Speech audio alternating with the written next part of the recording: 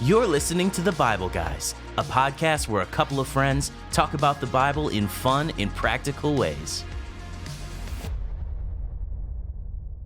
Okay, well, Merry Christmas, Wesley. Yes, it is Christmas Day. Ding, ding, ding. It's the most wonderful time of the year. Yeah, it's a great day. Okay, well, I'm hoping you're having an amazing Christmas day. Yeah. And, we're recording this a few days before Christmas, but It will be awesome. I hope when you listen to this episode at home, it's the most amazing day of the year. Yeah. So, before we jump into today's message or today's passage, Desiree wants us to share some of our most memorable Christmas memories. Memorable Christmas memories. Isn't memorable and memories? That's kind of a redundant. Yeah. Memorable memories. Memorable memories. Yeah, as opposed to those unmemorable memories. Yeah. Then they're not memories anymore, which means they weren't memorable. Yeah. Okay. Anyways, I'm a little confused. Yeah. So I got a funny one, Jeff. So I grew up in Detroit. Mm-hmm. Moved, into the suburbs a while back. So this is like Christmas maybe not Christmas Eve, day before Christmas Eve. So I go to the Kroger, or it might have been in Meijer, and I noticed something odd. Huh? There were no cinnamon rolls. No cinnamon rolls? None. Whatsoever. I'm like, okay, this is interesting. I went over to the hash browns. No hash browns in the entire store. That's right. I'm like, is there something I don't know about with hash browns and cinnamon rolls? So I just had a funny moment there where, like in the city, you can find cinnamon rolls anytime. Yeah, Nope, it's all these people who normally don't fix breakfast at home, but now they've got all the family, and so they're buying hash browns by the pound. Yeah. 300 bags of hash browns, and then cinnamon rolls. There was literally like none. So they were gone. Store. Yeah. Yeah. All these crazy suburban people. What in the world? There's a run on hash browns and cinnamon rolls. You're like, what is happening? On the phone. Hey, honey, is there a problem? Turn on the news. Hurry up. That's right. Something going on. Yeah. Okay. Well, so a memorable Christmas for me, I can remember as a kid, I really loved, and I think I've mentioned this before, but I really loved Star Wars as a kid. And I can remember getting the land speeder. Oh, right, yeah. from the original Star Wars, and I got. So was it like a? Could you like roll it or? Yeah. It was the one that the figurines would fit in. Okay. So I had several of the figurines, and then I got that, and I got I got a TIE fighter. That's the bad guys thing, and an X-wing fighter for Christmas. Man, you had a good Christmas. I know that was huge because we didn't have a lot of money. Yeah. We grew up pretty poor, so that was a really crazy thing. it was all my wildest dreams came true at that Christmas. Yeah. So I mentioned that several years ago, and then I'm in my 50s now. We go over to my mom and dad's for Christmas. And my mom had a big presentation for me, and she gave me die-cast little Hot Wheels versions of all three of those those vehicles. And she said, "Hey, I know you don't have them anymore, but So she heard me mention that was like a highlight Christmas. That was cool. So they sit on my desk now in my office. My grandson comes in and plays with them all the time. Yeah. And I'm like, "Hey, don't touch those." Yeah. It's got sentimental value. That's right. But, he could play with them all. That's awesome. So that was it. Do you have any others? Any other memorable memories? Yeah, so I do have one. We had a cousin who was just a blessing to our family. So my dad used to work at Ford in the 80s. Mm-hmm. And if you lived in the Midwest, you know that the auto companies weren't doing well. Late 70s, early 80s, things like that.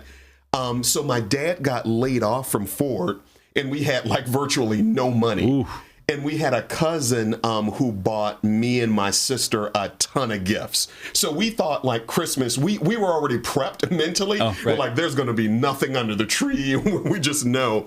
And we got up Christmas Day and there was like a ton of stuff. And we were just like blown away. They mortgaged the house. It took them years to pay that off. Well, the cousin did. Oh, cousin. Yeah. Bought those items for us. So, that's fantastic. That was really nice. Oh, that's wonderful. It's really cool when you get to do fun things for family like that. Yeah. My other great memory is the house I grew up in from the time I was 5 years old till I graduated from high school was about 800 square feet. Oh, man. But my mom How many were living in the house? Well, my mom and dad and me and then my brother Mark, and then sometimes one of my sisters. In 800 square feet. Yeah. Yep. Wow.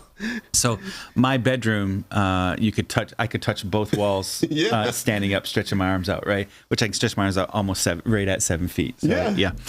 So a small room. It was out on a porch. My dad made this little room on our porch for me. It worked out really good. So anyways, so we had this small house, but my mom is like this amazing hostess. So she just is never happier than when she has a bunch of people over. She's a really good cook, all that kind of stuff. So I have 6 older sisters, and then my brother Mark, and most of my sisters at the time were married, so their husbands, and then some of their children would come along, and then my 800 square feet. my aunt and uncle and their 2 sons would come over, and then usually my mom's brothers would stop by with their wives at some point. So we'd have 25 people in this little 800 square foot house, shoulder to shoulder. Yeah, well, you just found your spot and stayed, right? Yeah. That was it, and then it would just pass the stuff around and all that kind of stuff. And I just remember how much fun that was, right? You'd have to open the windows; it'd be so hot in there, and everybody crammed in and just trashing the house with presents and everything. But it was so much fun, right? It was a lot of fun, and those were our great memories. Yeah, it was like that for my grandmother's house. Was like ground central for every family event. Oh yeah. So for Christmas, you went over there. July 4th, you went over. Like that was just ground zero. Yeah. And I remember that as a kid, where there would be people upstairs, downstairs, somebody's in the kitchen. Yeah, those were some good times. Yeah, it was fun. It was good times, man. So, anyways, Christmas we hope everyone is having a great Christmas, and I hope you can move through the house. Yes. Right? You're not crammed in shoulder to shoulder like a bunch of sardines. But if you are, hey, make the best of it. It's tons of fun. Yeah. Get to know your family members again. Yes. So Solomon has had a really difficult time as a result of some of his own choices, which is crazy because he's so wise.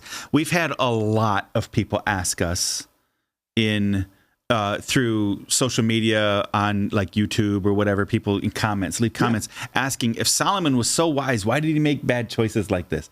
Wisdom doesn't guarantee, just because you are wise and you know the wise thing to do doesn't mean you're going to do it. Yeah. There's still a choice, right?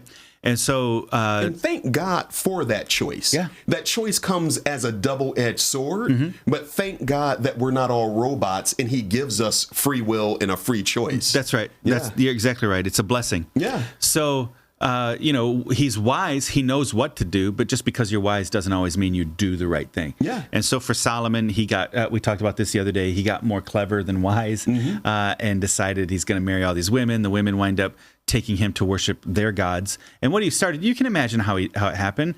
Women come in, they're from other places, they're crying, they want to go home. I need a temple for my goddesses or my gods or whatever. Okay, I'll build a temple. I'm rich. I'll build you a little temple. We'll just put it over here on this hill. We'll do it over here, whatever. And the next thing you know, he kind of starts getting pulled into their belief systems. He starts trying to blend their belief systems with God's ways. Yeah. And God brings judgment on him. So then all of a sudden, he starts having some problems with some of the surrounding nations, start causing trouble. And then even internally, God raises up Jeroboam as the new successor to most of Solomon's kingdom. Yeah. So Solomon's struggling now. After all I've done, really? This is it? And so the book of Ecclesiastes is Solomon kind of confronting a wasted life. Yeah. Right? And so here's what it says in Ecclesiastes chapter 1. These are the words of the teacher, King David's son, who ruled in Jerusalem. Everything is meaningless, says the teacher, completely meaningless. What do people get for all their hard work under the sun? Generations come and generations go, but the earth never changes. The sun rises and the sun sets and then hurries around to rise again. The wind blows south and then turns north. Around and around it goes, blowing in circles. Rivers run into the sea, but the sea's never full. Then the water returns again to the rivers and flows out again to the sea. Everything is wearisome beyond description. No matter how much we see, we're never satisfied. No matter how much we hear, we are not content. History merely repeats itself. It has all been done before. Nothing under the sun is truly new. Sometimes people say, here's something new, but actually it's old. Nothing is ever truly new. We don't remember what happened in the past, and in future generations, no one will remember what we are doing now.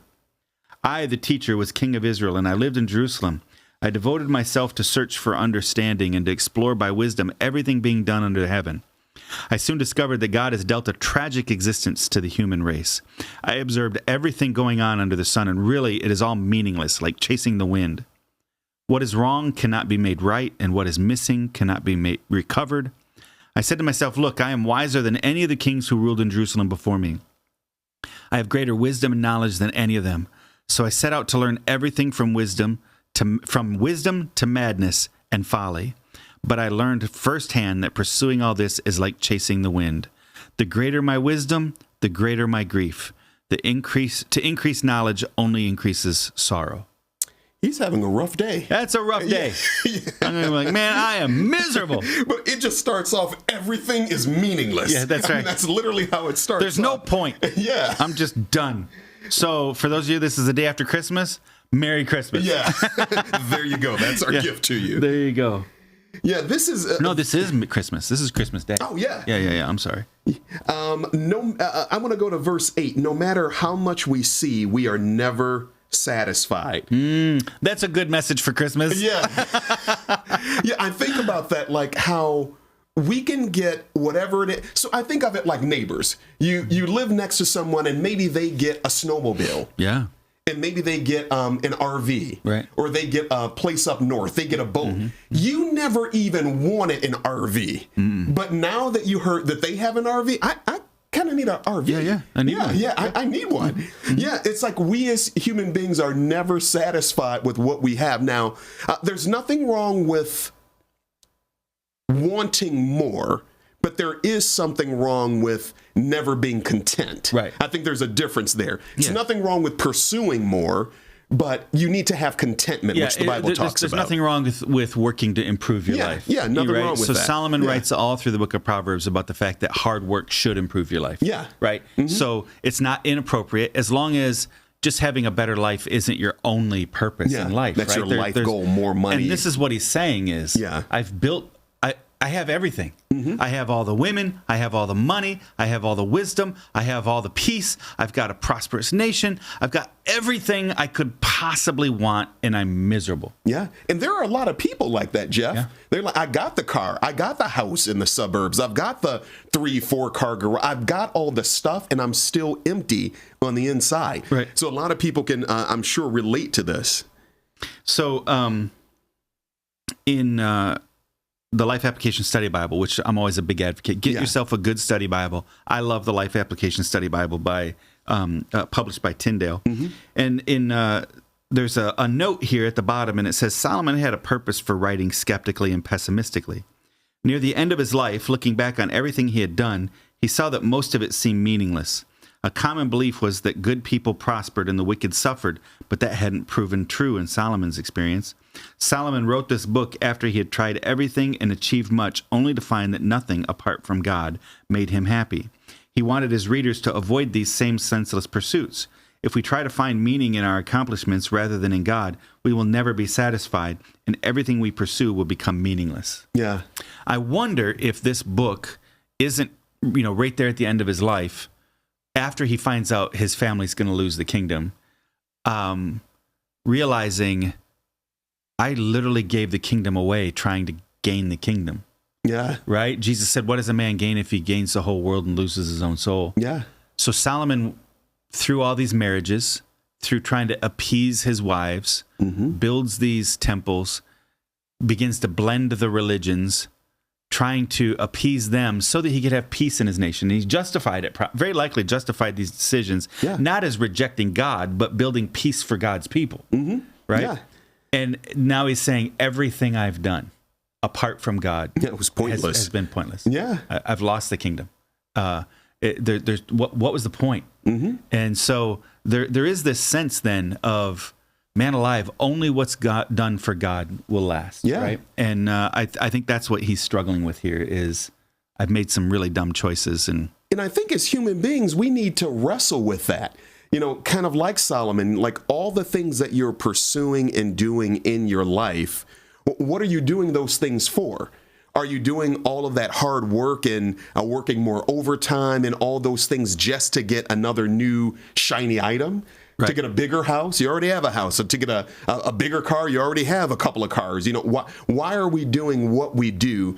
And when we look back on our life at the very end, was all of that worth it? Yeah. Pursuing all the things. And oftentimes, Jeff, we're pursuing things that we don't necessarily want, but we pursue those things because we believe it gives us a good image amongst other people. Yeah. That's kind of like why we pursue the things. Well, this is a thing for me. It's funny. I am a fairly content person. Yeah.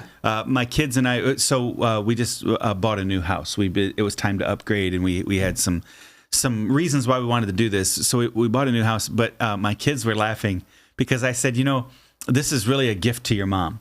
Bonnie has waited a long time and, finally got her dream house, all these things. So Merry Christmas, Bonnie. I was laughing saying, hey, if I just had a really nice camper, I'd be happy. I'd pull it up back behind the church. I'd use my office as my living room. Go home. I'd shower in the showers backstage at the office, and I'd be happy living in a camper. I'm a pretty content person.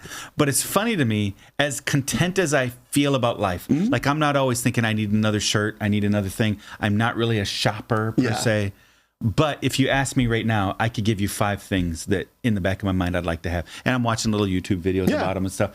And it's I promise you, 2 months from now, it won't be the same 5 things. Yeah. But there's always a new thing that catches my fancy. I like to have one of those. I learn all about it. And then every once in a while, I wind up getting one. And then it goes on the shelf after I do a few times, right? Yeah. Right now, I'm looking at electric bikes. I want an electric bike this next spring, right? So I'm looking at Rad Rovers is what I want, right? So I'm looking at these electric bicycles, and they're absurdly expensive, and I'm thinking I'm going to exercise on them, and I'm not going to, but I want one, right? Yep. So I always have another thing I want. Yeah. And I think that's what Solomon is saying is there's always one more thing to get. Yeah. Even with all the things you have, there's always one more thing to get. Yeah, I'm ashamed to say that I went through that phase with the electric bike, and my wife bought me a kit. So you can buy for a regular bike, have the kit. You have the little thing on the back where you can put the batteries and all that stuff. Never even took it out of the box. Oh no! It is sitting in the garage now. Yep. Well, you need to do it. You need to do it. So the other one was. I think that really stands out is Solomon saying history just keeps repeating itself over and over again. And it does. Yeah. This is one of the reasons, our founding fathers made a big deal about the fact we needed to study history or we'll repeat history. Yeah. And what causes revolutions, what causes the people to be oppressed, what causes tyrants to rise. It's the same over and over and over again. What caused the kings in France to rise up, what caused Napoleon to rise up and become worse of a dictator than the other kings, whatever. All these emperors, what caused all this stuff to happen over and over and over again is because every generation thinks that their circumstances are different than the previous generation. Yeah. But do you remember when it's funny how music from the 80s went out of style and is coming back into style. Clothes from the 70s went out of style and is coming back into style, right? Yeah, we deal with that all the time. My daughter will hear a song and then I'll start singing it and she's like, Dad, how do you know that song? Because that song's 40 years old? or at least the beat to that song is 40 years old. Somebody remixes it and all of a sudden it's a new song, right? Yeah. It's so funny. I went into a music store a few years ago and I look over and, there's all these guys testing out guitars. Yeah. So I look over, there's this 15-year-old kid and he's dun, dun, dun, dun, dun, dun, right? And they come over, hey, we don't allow that song in here. It's because every 15-year-old wants to play Smoke on the Water or whatever, right? So it's really funny. And then it was amazing. As we were in there, we were looking for other things, but guitar players, young guitar players, all throughout the whole store were playing 80s rock music. Yeah. Right? They're trying to play like Guns N' Roses. They're trying to play like it was the funniest thing that every generation, this was cool and new to them, but it's already been done before. Yeah. It's that way with clothes. It's that way with philosophies. It's that way with, I would say this, the civil unrest that we've had over the last maybe 5 years here in the U.S. These are the grandchildren of the baby boomers who did the same thing in the same places. Yeah. They also burned down their colleges. Right? They also fought in the streets and rioted in the cities. They also were contemplating maybe some of the benefits of communism back in that day. Sex, drugs, and rock and roll, the sexual revolution, all these things. And then we come into the last 5 years and it's sexuality is being questioned, drugs being legalized, burning down our cities, fighting on our campuses, contemplating that communism might be a reasonable or some kind of socialism might be a better way. questioning the integrity of our government, angry at the way that, right? It's the same. Yeah. And it's almost identically the same, just maybe even a little harsher than it was back in the 60s, right? It's about every 2 or 3 generations, we go back and do the thing that was done before. And if we don't learn from it previously, then it winds up just moving further into a bad place. So, So Solomon's saying, man, I'm frustrated. It feels like life is just life and it just keeps going on. And what was yesterday is going to be again tomorrow kind of thing. And then, really struggling here. But he's really, what you're going to find through this book is at the same time that he's struggling with the futility of life, he's also trying to find, so what really matters? Yeah. And so one of my favorite Christian heroes, I love missions. I love taking the gospel around the world, and it's a big part of my life. And so there was a missionary from the 1800s into the early 1900s. So this is those great explorer years too. Yeah. From 1860 to 1931, there's a guy, his name was C.T. Studd. And he was one of the most famous people in the world. He was a world famous cricketer back when, the sun never set on the British Empire. Yeah. And he was the Michael Jordan of his day. Yeah. And then he became a Christian and he became a missionary. And he began really laying it on the line, risking his life all over the world in impossible circumstances, going to places that had not yet been mapped. Yeah. And going to people who had no idea that there was anything outside of their village, right? Yeah, that can be a good way to get killed. Yes. Yeah. And so it was, and disease and all these things. And he was just a hard, strong man. And he began to get frustrated by what he perceived to be weak Christians. And late in his life, he wrote a book called The Chocolate Soldiers. And he talked about how, people at that time liked to collect tin soldiers and pretend like they're setting up a war scene on kind of like people do with trains now or whatever. It was little tin soldiers. But you could also go to candy shops and they would have foil wrapped chocolate soldiers. Yeah. And if you stick that chocolate soldier under the light, he looks just like the other metal soldier, except he'll melt under the heat, right? That was his idea, is that there's a lot of weak people. They look the part, but they don't actually pull it off. Well, he wrote a poem that turned into a song. And the poem says, "Only what's done for Christ will last, bidding me selfish aims to leave and to God's holy will to cleave. Only one life, 'twill soon be past, only what's done for Christ will last. Only one life, a few brief years, each with its burdens, hopes, and fears. When this bright world would tempt me sore, when Satan would a victory score, when self would seek to have its way, then help me, Lord, with joy to say, give me, Father, a purpose deep, in joy or sorrow thy word to keep, faithful and true, whate'er the strife, pleasing thee in my daily life. Oh, let my love with fervor burn, and from the world now let me turn, living for thee and thee alone, bringing thee pleasure on thy throne. Only one life, yes, only one. Now let me say, thy will be done. And when at last I'll hear the call, I know I'll say 'twas worth it all."